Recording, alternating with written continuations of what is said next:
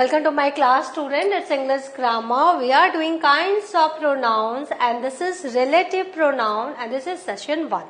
So, in particular, in this session, we will know about the relative pronoun. Which are the relative pronoun? Let's start.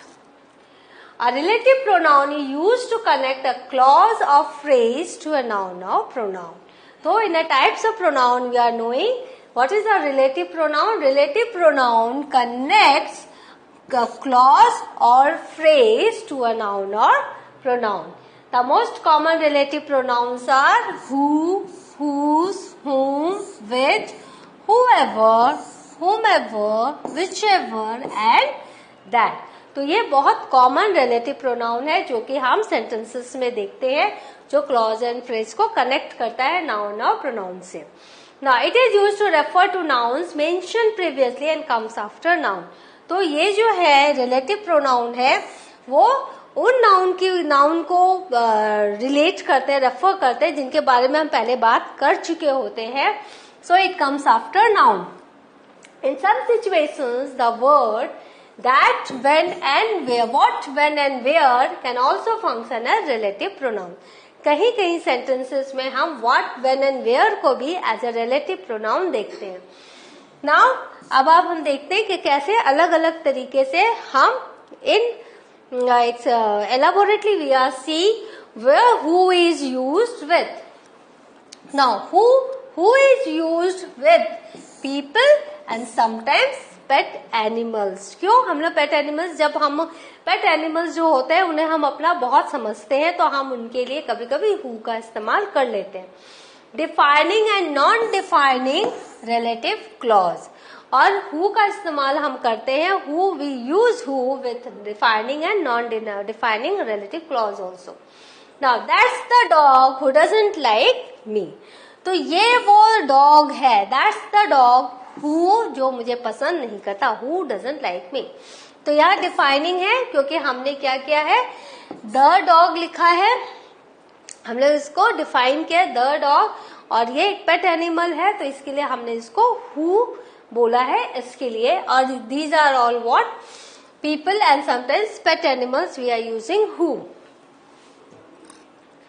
Who can act as a subject or the object of the relative clause. तो कोई भी relative clause के subject या object की तरह हम who को use कर सकते हैं.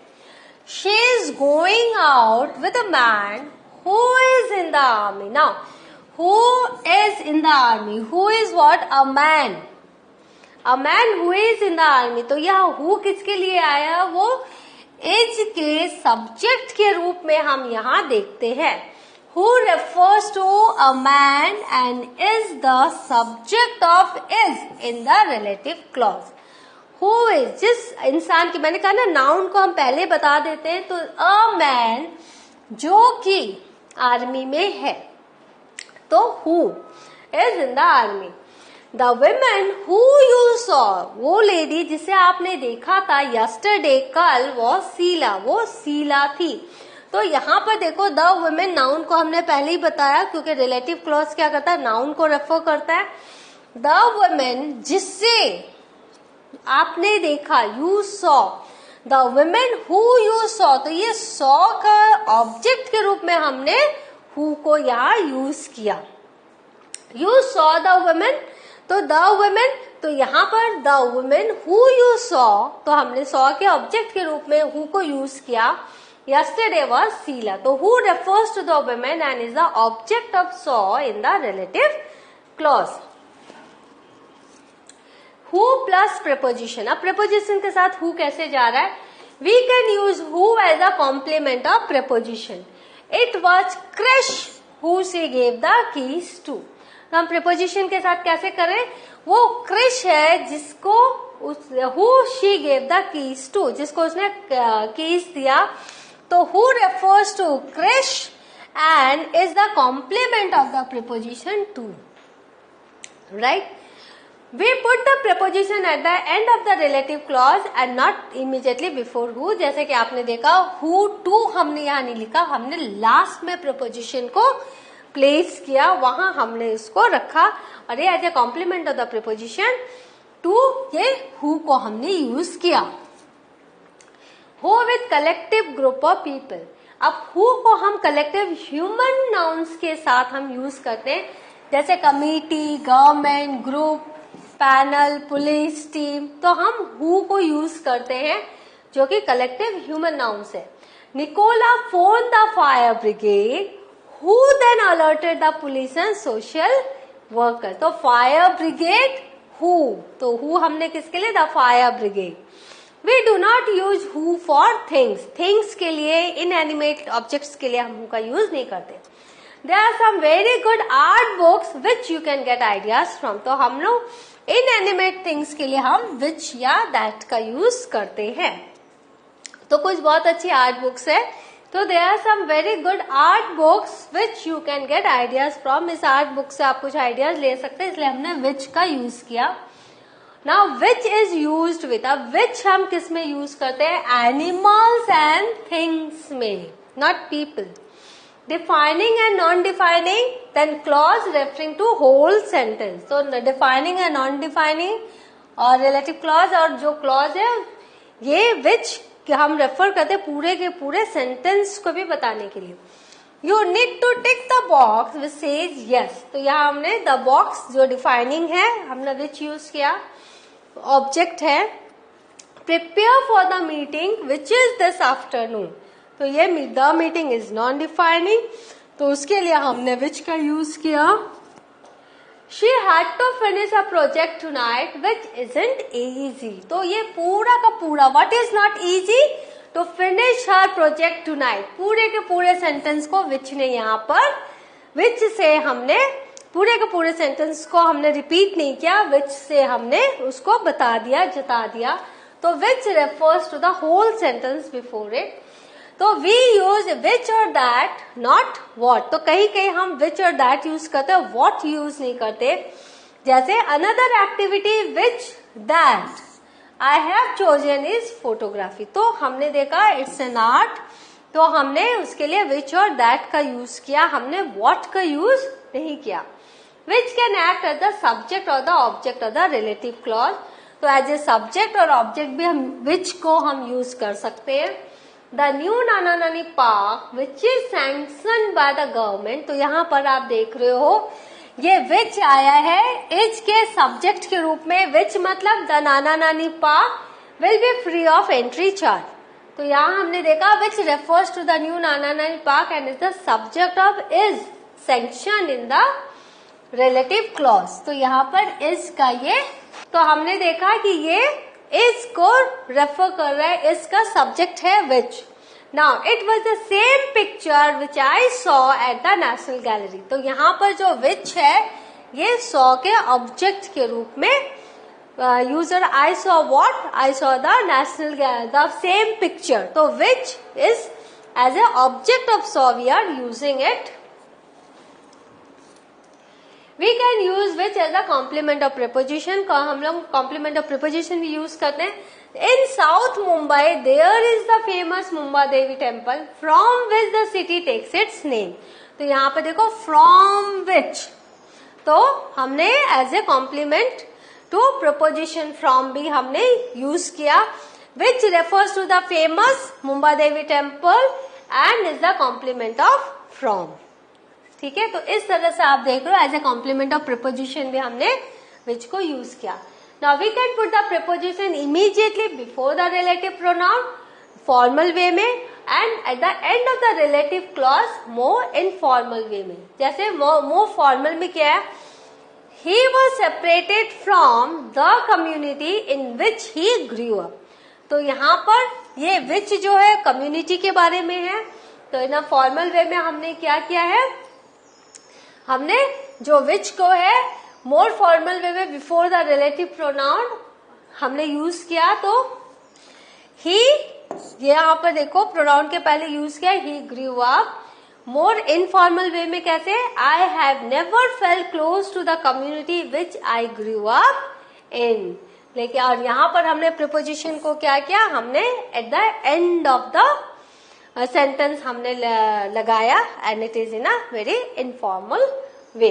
आई have never felt close to the community which I grew up in. तो यहाँ प्रिपोजिशन हमने लगाया before this immediately before the relative pronoun, और यहाँ हमने at the end of the relative clause हमने प्रीपोजिशन रखा. नाउ दैट हम पीपल, एनिमल, थिंग्स तीनों के लिए यूज कर सकते हैं. इनफॉर्मल वे में हम यूज करते हैं और डिफाइनिंग क्लॉज के लिए सिर्फ यूज करते हैं. We met somebody last night that joined college after you. तो यहाँ पर आप देखो somebody that, तो हमने ये डिफाइन किया, defining a person who joined college after you. तो ये आपने that यूज किया और वो पर्सन है. The 8:30 is the train that you need to get. तो ये जो ट्रेन है ये एक थिंग है. She blamed herself for everything that had happened. तो यहाँ पर आपने देखा कि हमने everything के लिए that का यूज किया, that had happened. Now that can act as a subject or the object of the relative clause. जैसे don't take money that does not belong to you. तो यहाँ पर that ये money के लिए आया है, तो ये does का subject है. That refers to money and is the subject of belong in the relative clause. तो यहाँ पर आप देख रहे हो doesn't belong to you, verb क्या है यहाँ belong है, तो verb के subject के रूप में हमने यहाँ that को देखा है. It's the same sari that my mother has. यहाँ पर that refers to the same sari, यहाँ that ये same sari के लिए है, और ये जो है object of has in the relative clause, और ये has के ऑब्जेक्ट के रूप में, या my mother has the same sari, तो या has के ऑब्जेक्ट के रूप में हमने यहाँ that यूज किया है. We often use that after superlatives. जब superlatives डिग्रीज होती है उसके बाद भी हम that का यूज करते हैं. तो the kabaddi men's final is the best game of India that I have ever seen. तो इंडिया के बेस्ट गेम को हमने that से किया, that I have ever seen, और यहाँ पर superlative डिग्री है the best, तो यहाँ हमने that का यूज किया. That can refer to the complement of preposition. We have got few magic tricks that you can play with. तो यहाँ पर आप देखो ये जो magic tricks हैं, magic tricks, these are the magic tricks that refers to the magic tricks and is the complement of the preposition with.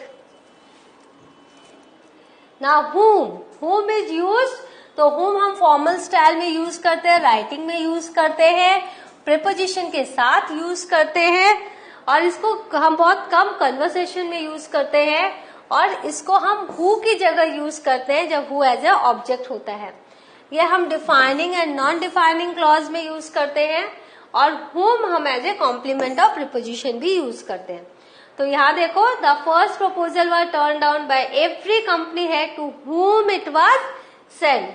तो यहाँ whom कैसे आया, whom refers to every company head, और ये क्या है, कॉम्प्लीमेंट ऑफ प्रीपोजिशन टू है. Formal way में कैसे करते हैं, there was only one person to whom the old man spoke. एक इंसान है जिससे कि वो ओल्ड मैन बात करते थे. और लेस फॉर्मल में there was only one person who the old man spoke to. हमने क्या किया, टू को at the end of the sentence हम ले आए रिलेटिव क्लॉज के, और यहाँ पर साथ हैं. नाउ हुज पॉजेसिव, हुज हमेशा पॉजेसिव मीनिंग को दिखाता है, तो ये पीपल एंड एनिमल्स दोनों के लिए है. Sometime for things in formal situations, और कभी कभी हम चीजों के लिए भी यूज करते हैं जो कि फॉर्मल सिचुएशंस में होते हैं. ये defining and non defining clause में आते हैं. तो he is marrying a girl whose family is in abroad. तो ये गर्ल की फैमिली, तो यहाँ हुज जो है पोजेशन दिखा रहा है, किसकी फैमिली, गर्ल की family. The family of the girl he is marrying is in abroad. Now तो what have we learned? We have learned that what are the relative pronoun. You have learned all the relative pronoun, its uses, and I am very much sure that you must have an idea of these pronoun and you can use it in your writing, and you can make nice complex sentences with this relative pronoun. In the next session I will be here with a new chapter of grammar. Till then, have a good revision of this. Thank you.